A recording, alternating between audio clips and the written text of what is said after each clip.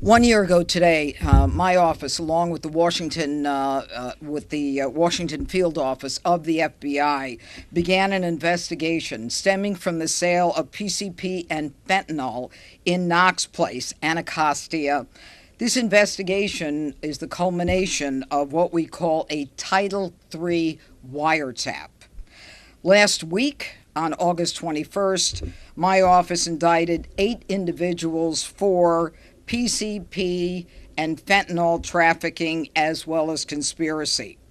The individuals who've been indicted are the following: 2 are from California, 1 is from Baltimore, and 5 of them are from the DC, Maryland, Virginia area.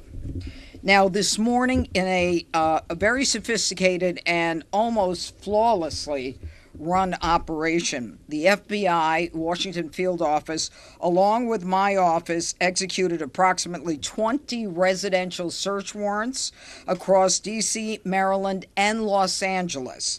And I want to thank the Metropolitan Police and DEA for assisting us this morning in D.C., Maryland, and Los Angeles as well. Now, at present, there are 12 individuals who have been arrested. 7 of the 8 indicted individuals, there is still 1 fugitive on a sealed indictment. 5 additional defendants have been arrested this morning as a result of the operation. The facts. The DC-based drug traffickers sold PCP and fentanyl in and around the 2900 block of Knox Place Southeast.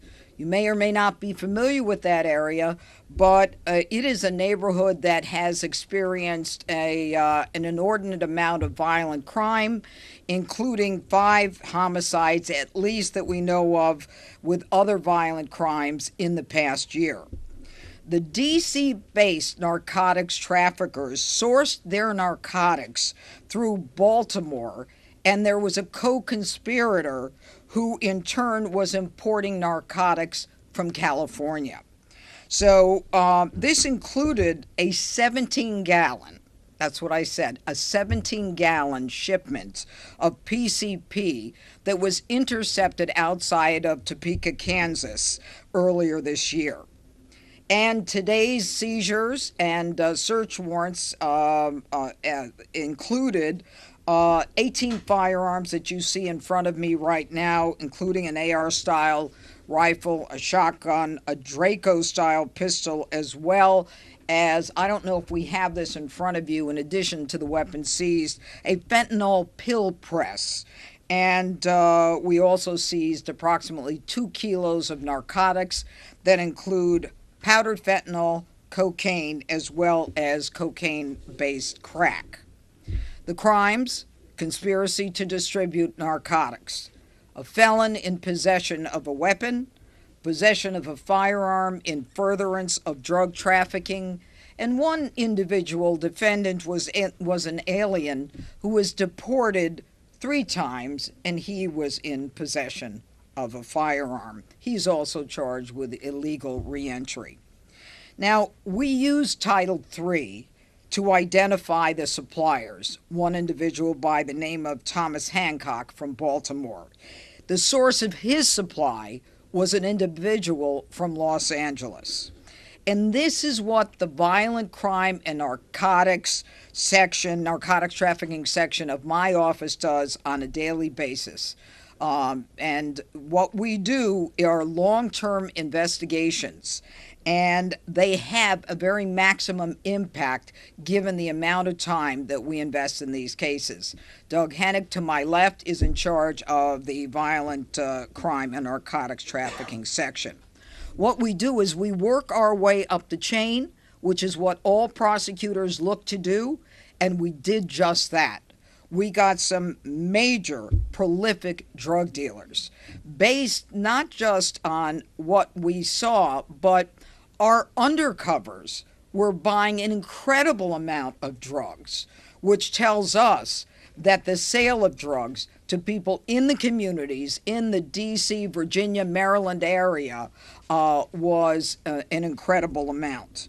So I would like to identify now for you the individuals who have been arrested. Thomas Hancock, 43, of Baltimore, Maryland. Eric Prather, 43, of Washington, D.C. Reginald Lassiter, 39, of D.C. Leonard Edwards, 52, of D.C. Darrell Riley, 39, of Washington, D.C.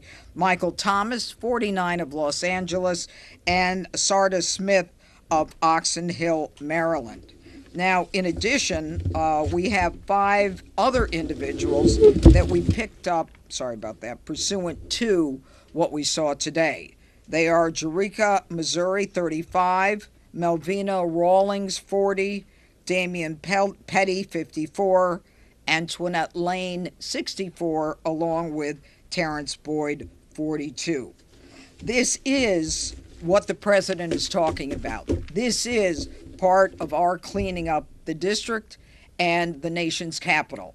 And although it didn't happen in one night, these arrests, all 12 of them, and the seizure of all these weapons indicate the seriousness of crime that is occurring in our community. And we need all the help that we can get to make sure that we make the arrests and that we continue going into court with solid cases where we can get convictions and appropriate sentences.